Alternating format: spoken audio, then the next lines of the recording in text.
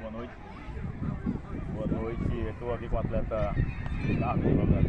Parabéns pela vitória, parabéns pela determinação. E o que você achou em termos da partida, a arbitragem, se interferiu, se não interferiu, se teve algum erro grave, isso? É isso que eu vou passar para você. Primeiramente, boa noite, né? Agradecer a Deus pela vitória. Assim, a arbitragem eu evito falar, focar na nossa equipe, né, que fez um bom jogo. A equipe do Macena também vinha com o propósito de marcar a gente.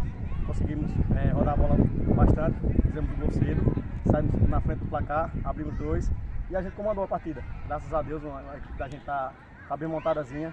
Fomos atrás, o objetivo da gente era a vitória, né? Trouxemos a torcida para nos dar apoio e graças a Deus o objetivo concluído, né? O objetivo alcançado, graças a Deus. É isso aí. Isso aí.